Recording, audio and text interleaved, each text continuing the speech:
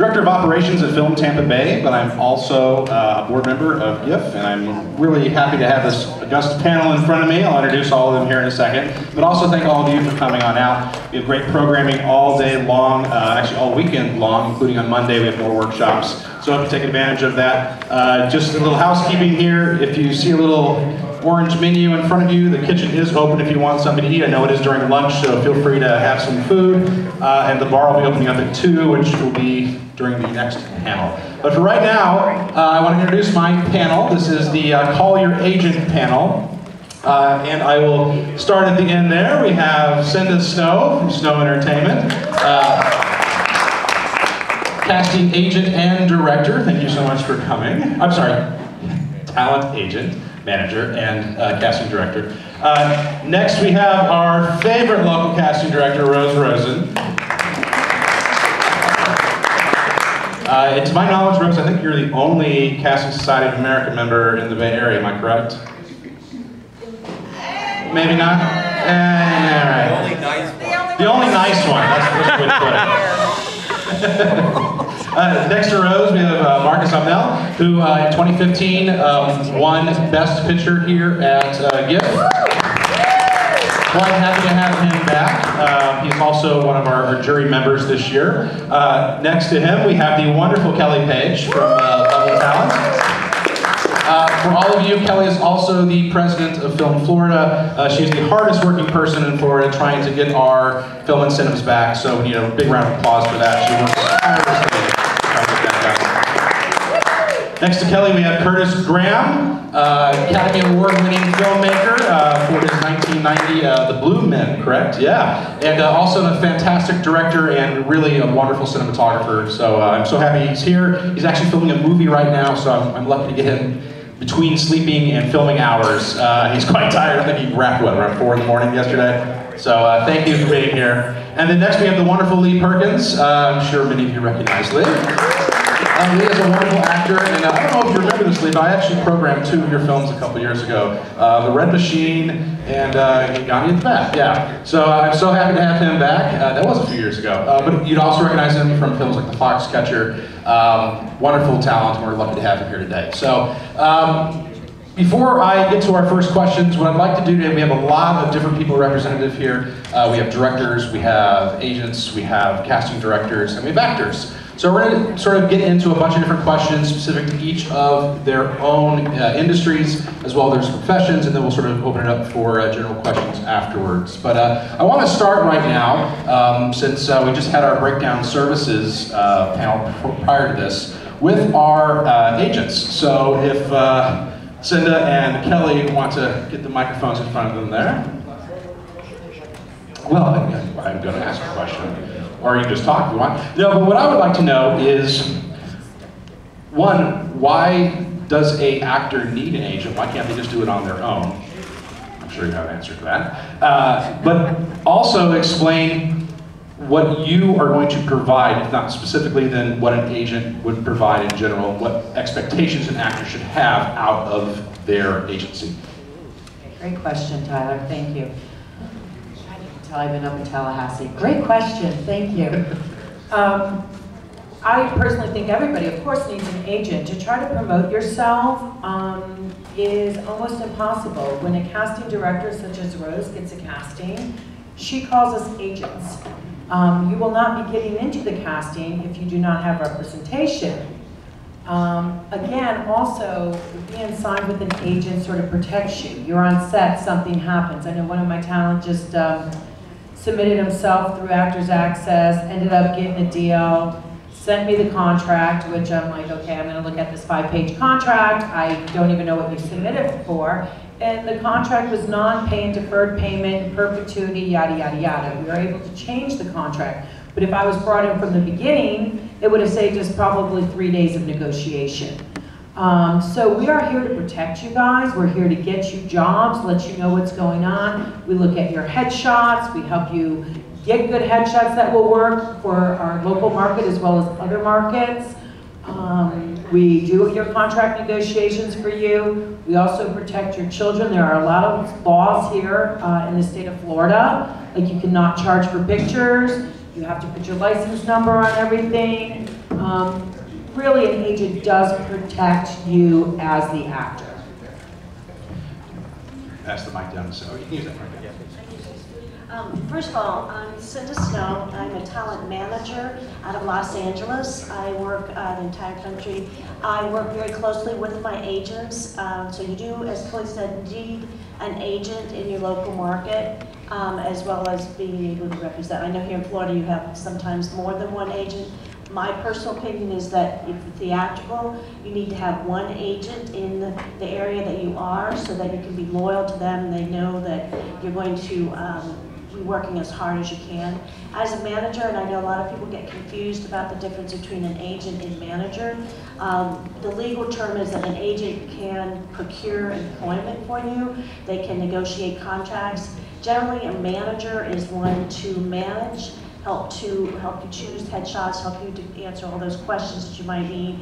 But most of the managers, like myself, we do get breakdowns, so we do submit as well. Managers, I don't know what the exact law here in Florida is as far as agents, but managers can also be producers. So I am a producer. I also have done casting. So as a manager, it's kind of like a lot of different roles that we have. But I do feel, just like what Kelly said, you have to have someone representing you to help you get the roles. The competition is so steep. As you saw on Breakdown Services, they're getting thousands and thousands of submissions. And when they see you have a really good agent, and they see you have everything prepared, which is what your agent and manager can help you to do, have those slate shots, have those correct headshots, have your resume in the correct order, and that you're in some good solid training. Don't think because you took training in college that now you're 30-some years old that the training is going to be relevant. You need, like a sport, you need to be constantly training. That's important to have on your resume. So basically, just as a difference, but you do need to have an agent because they're the ones who are going to help make sure that you get the best deal, the best contract, and make sure that you're not taken advantage of. I want to stick with Cinda and Kelly here for one more question. Cinda first. If you were lucky enough as an actor to live in a market with a lot of managers, and then Kelly, I'd ask you the same question with agents, what are some of the questions a talent should be asking themselves and asking their manager to make sure they're picking the right person to represent them? Basically, it's a chemistry thing. Do you get along with that person? Is that person someone that you can talk to and share your, there are times where you're going to be so excited to be booked, and then there are going to be disappointments. And knowing that you're going to have a good feeling and relationship and that that person believes in you. And when you meet your agent and manager, you want to know, do they submit on the breakdowns? Do they believe that you have the right tools? You want to show your best, the best of yourself, and you want to make it be as a team and working together. So the question is, do they do the breakdowns? Do they do just local breakdowns, or do they get the national breakdowns? Because yes, you want to work your Southeast market because you're here, but do you have opportunities to be submitted for New York or LA projects? And are you willing, if you do get an agent or manager that's going to submit, you have to be willing to go there. If you're going to submit, and they're going to submit you for a feature film or a pilot in Louisiana, LA, there's a lot going on in Philadelphia, then you have to be willing to go possibly as a local hire to build your resume up. Sometimes your agent will be able to get you some mileage or work out a deal, even if you go in as a local hire, but you're going to have to put yourself out there so that they know that you're willing to make that effort. If someone goes as a local hire, I might be able to get them a hotel, but you might have to pay for your airline ticket.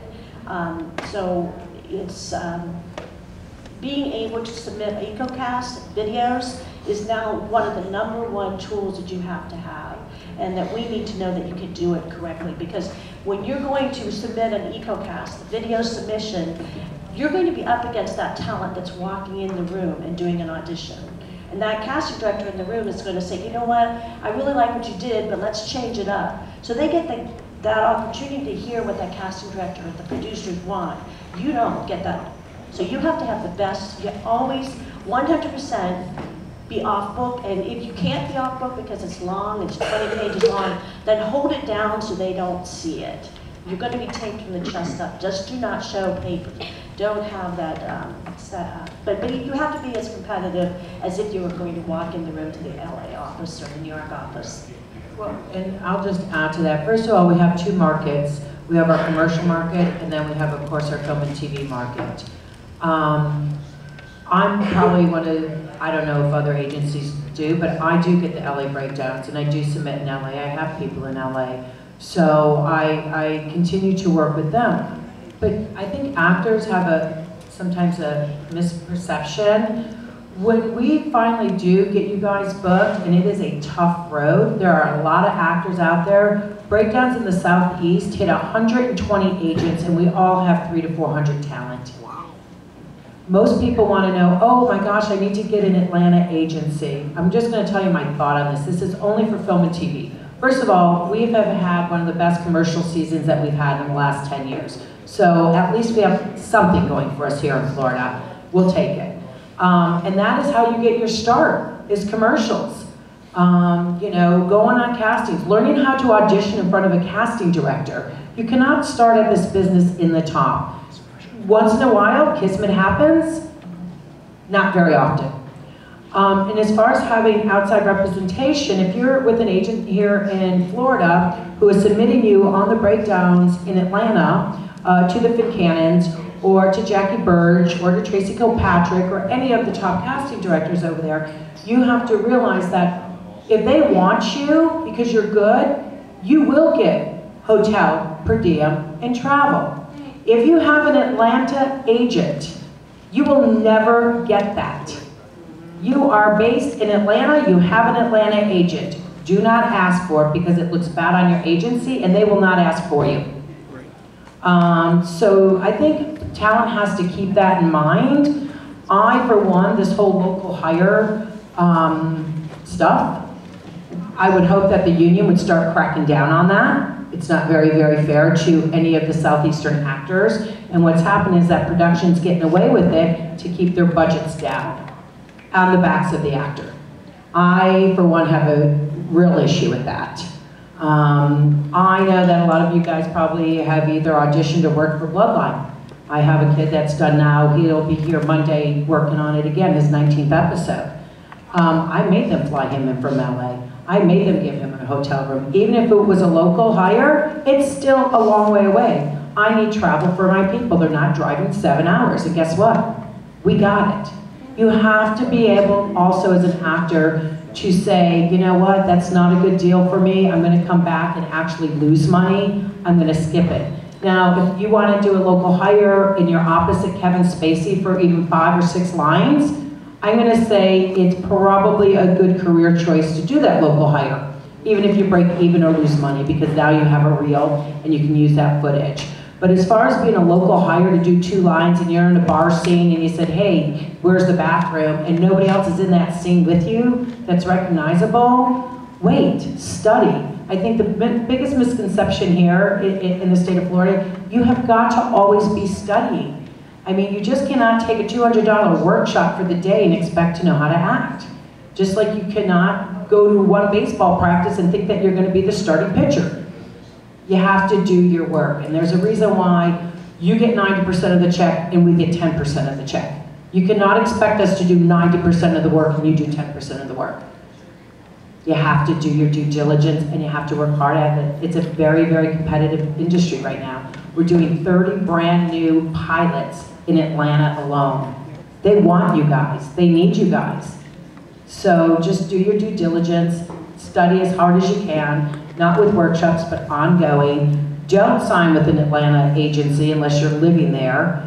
And let your Florida representation represent you in the Southeast. I'm going to turn to Lee now.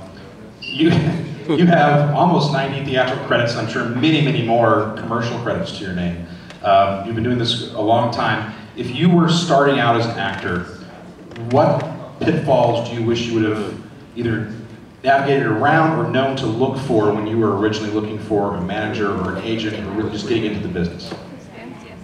Wow, if you're just getting into the business, I see this a lot when people come to LA, they jump in too soon and you burn bridges.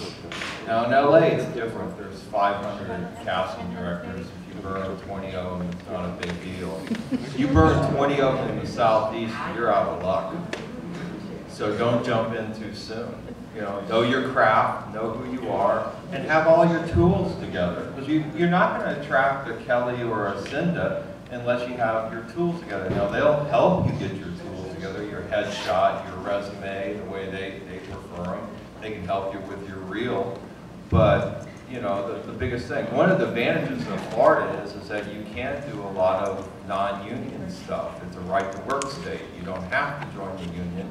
So you can do a lot of commercials, but be smart about them. Don't do a commercial that's in perpetuity, which means you can never do another commercial in that industry.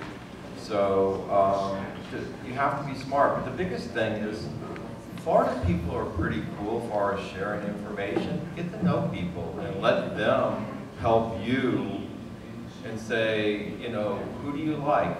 Who's good? Who's not? And then if you really want to know who the good agents are, you can call SAG, get their a listing, or call a casting director that's in Canton, send out, you know, listings of people they recommend, not one over another, but they'll list all the agents, and you know, then you're in business. But like Kelly's saying, you know, multi-listing and everything, you know, it drives people crazy. I don't know. I've never been an agent. I know it's nice to have an agent and a manager submitting you. That's the LA way. It's great. That way you have two people working and helping you. That's a good way to go. So one more question for Lee. You're not finished quite yet. Kelly mentioned that, you know, if the agent is taking 10%, you're making 90%, you have to help yourself. How can an actor best position themselves to help their agent market them? Well, you got two. Learn the craft. Yeah, learn the craft. You got two directors up here, so kiss their butt very well. My best friends. No, I mean, network. You know, there's Facebook, but use it smart. You know, you know, if you're going to use Facebook or social media, which I'm not. You know, I'm not super up on everything, but if you're going to use any of that, use it for a purpose. And you know, what it is just a lot of this business is getting to know people. People will hire who they know and who they can trust. That's just the way it is. So you get out and you meet things. There's a lot of short films around. I have an acting class that I started about 6 months ago. And a lot of people are doing all these short films, and some of them are winning awards, and it's great. And then they're jumping up and doing TV and other things. So, but network with your fellow actors. You have fellow actors here. Student well, here, I'll let her. Kelly knows more than I do. No, I do not. Yes, she does. No. I will tell you, we have some great universities here. Yes. FSU, look what just happened.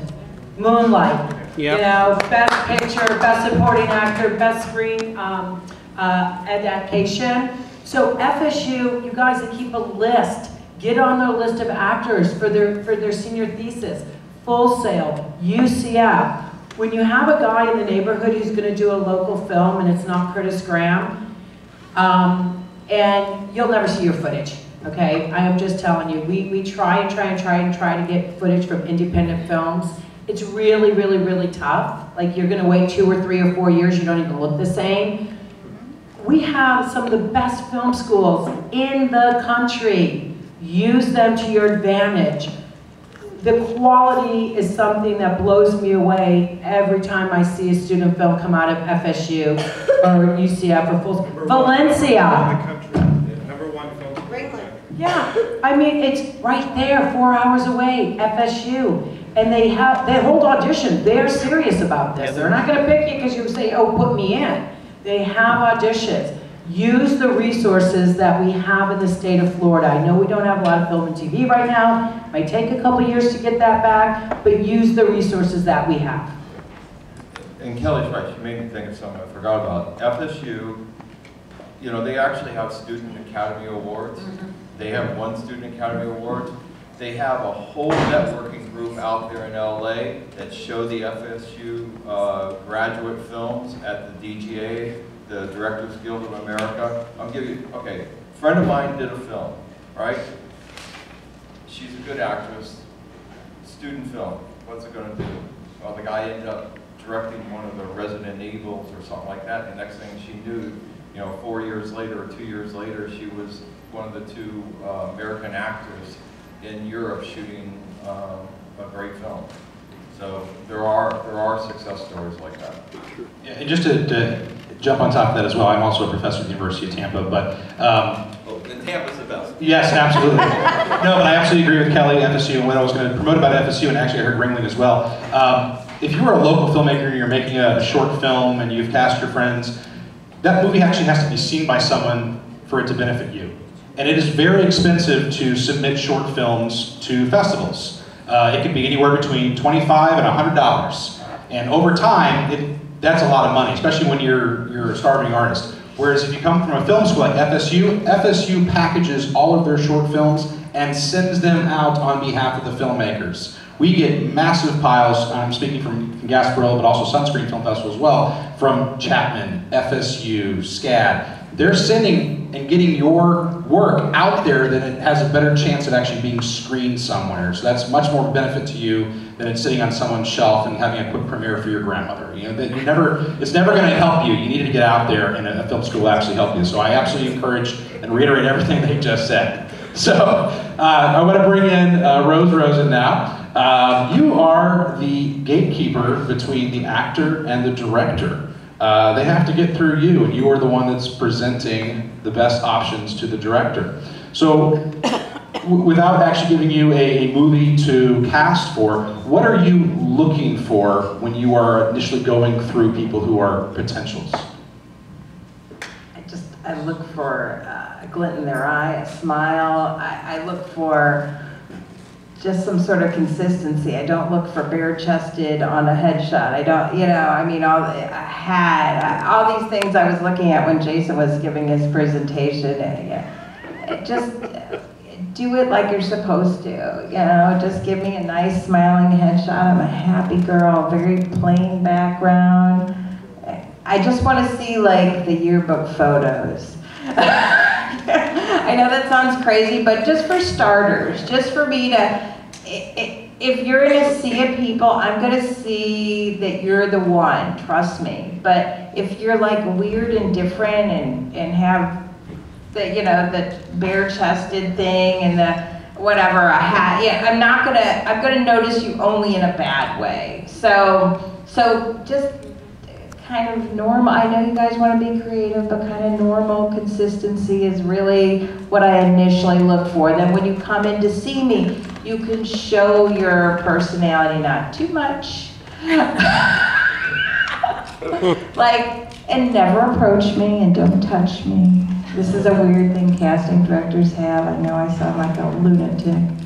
But I've had people come at me. You could, let me just give you a highlight, just a little glimmer of what, this is how I spend my day, behind a table, looking at a computer, working on my computer, and seeing 200 people come in and say the same thing. Now, if you think that's interesting, think again. So, I know I have such a glamorous job, but honestly, when 200 people are saying, I love to eat bologna, it gets, you know, it's like by 2 p.m. I'm gonna fall asleep. So, but I'll see it later in the tape, and I actually am very tuned in my casting room. But the point is, you want to make an impression, but just not too big. I've had people come and sit on my table right here and introduce themselves, and I'm like, what's happening here? Yeah. Anyway, I could bore you with many crazy things that people do in the room, but the most, if you read and follow every direction that both I, your agent, and your manager give you, you will succeed in this business. If you go rogue and do whatever you want to do, you will not. That's fantastic. I want to pick up on actually a question that Jason earlier mentioned. Don't be mean to the receptionist. Be professional from the minute you walk into the door. And I'm going to ask for a horror story from you in a second. But I was a line producer in a fairly large feature film. I was walking through the lobby, and an actor, and at this particular point, we were casting for a very big role. And this actor came up to me and put trash in my hand and asked for a cappuccino. I immediately walked to the casting director and said, I don't care who this person is, I don't know how great they are, get them the fuck out of the room. And that's literally what I said, and it pissed me off to the point where it's like, you really came into my office and you're gonna treat someone like this? No, it's not gonna work. So what advice would you give? Just give me a horror story, whatever you want, for people who just shot themselves in the foot before they even get to read for the director. Well, I have to tell you, when my daughter was little, she used to be that person out in the room, and it was my daughter. So she would actually, and nobody knew that, and she would tell me everything that went out there, because she was darling and little. And, but yeah, you have to respect everybody around you. That being said, when you're in the room, it's small, it may be right next to the casting room, let's not be talking. Let's particularly not be talking loud. If you're a child, let's figure out a way to get, if you're the mother of a child, because I'm not talking to children here, let's figure out a way to get them quiet and bring something, you know, maybe some headphones or some quiet games for them. So, because that's my worst thing is, yeah, one parent only, it's, you know, and if you're an adult, I don't need extra people to come with you, you just need to come alone. You know, we usually have a limited space in our lobby and it becomes cumbersome, and I just need to get people in and out. I consider myself very organized, but once again, think about 200 people. And it could be, you know, it could be worse. And then sometimes you need like 4 or 5 together in the room, and that person out there that you just dumped your trash at is pairing you with other people, so guess what she's gonna do? Well taken. I want to bring in my directors now. We'll start with Marcus and then go to Curtis. When you are casting for a movie and you're actually at the point where you're making your final selections and you're having people come back for callbacks to read in front of you, what are you looking for? Is it just their presentation? Is it the way they take direction? What specifically to your crafting experience? Well, it really depends on the part. I'm just going to say I'm Swedish, so if you hear an accent or if I stumble upon words, you know why. Oh, closer, there we go. I'm looking, I don't know, I mean, I'm looking for some kind of connection with the person. I'm looking for a nice person, someone I can work with. There's all these stories about, I mean, all these people said too, I mean, we're looking for nice people to work with because I'm going to be probably working with you for 8 weeks of shooting, and I don't want to work with someone that's not nice. I want to work with someone I like, or someone I can talk to and have a good relationship working with that person. That being said, I don't want an actor that does exactly what I'm saying. I want someone to surprise me, because when we direct, we paint with a broad stroke, and you do all the fine tuning. And I can't tell you exactly how I want the scene to be played. I can give you the advice to play the scene and how we should move forward with broad strokes. But I need you to come in and give me the details, and really work the scene in the details. So don't try and please me at all. This is just me. Otherwise, other people can say other things. But don't try and please me at all. But don't be a bad and nasty person. Be a nice person to everyone, because I'll hear about it. I'll hear about if you are bad to the location assistants or whatever. So just, I mean, it's also who you want to be. You want to be a nice person. You want to be a bad person. It's yeah. So I don't know if that was about casting really, but it is a little bit about casting. I want to connect with you somehow. I want to find something that, and I want you. I don't want you to play a part. I want you as a person, and I don't want you to do the right thing. I want you to do what you do. Curtis. Okay, first of all, I hate castings with a passion.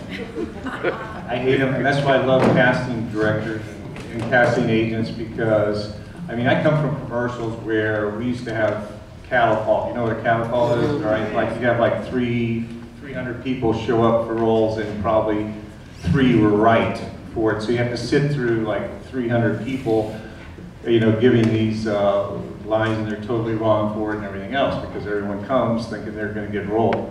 So I love casting directors and casting agents because they basically weed it all down, and they understand the story, and they understand what generally they ask the director what they're looking for and what they're trying to find. And just like our friend here said, you know, I mean, I want to be surprised. I want to be something that I wasn't thinking of that the actor brought to it. And I think one of the biggest mistakes that actors make is that they don't understand the story, right?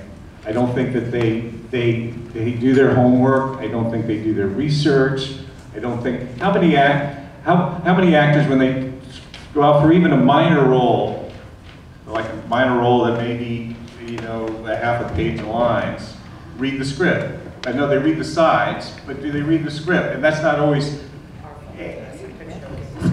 well, yeah, you don't get the script, but you need to understand the story. You need to understand the premise. What is the story about? All right, who is this character that they're doing? What does that add to? Who is that character in relationship to the whole premise of the story? I mean, they're there for a reason, right? And I'm always looking for characters, people that bring something to that, right? We just cast, I mean, I'm shooting right now, all right? We brought a girl from Mississippi, right, in to be a lead role. It was just because she got it. She understood, and we cast all over the Southeast and LA and everything, and she was the only one that really brought something that, oh, so fresh, and so it's so believable, right, to the role, and she understood what the role was, right? And I think so many times that actors want to be everything, and like they have to be honest with themselves. Am I really the right person for that role? Is that really about me? Is that something that I can connect with, right? Or is that something that just, okay, yeah, it'd be nice if I got the role, but you may not be. I mean, be honest with yourselves. I mean, if it's not right for yourself, and that's where the casting agent and the casting directors help weed that out so that you're not wasting people's time, and wasting your own time too. And the saddest thing is, like, I see these people, I go, oh my God, you know, why would they even think that they would, because they don't even fit. Like, for instance, like we got, like John Schneider's in my movie right now, and he basically want John Schneider to be John Schneider, you know. But he's not even prepared sometimes.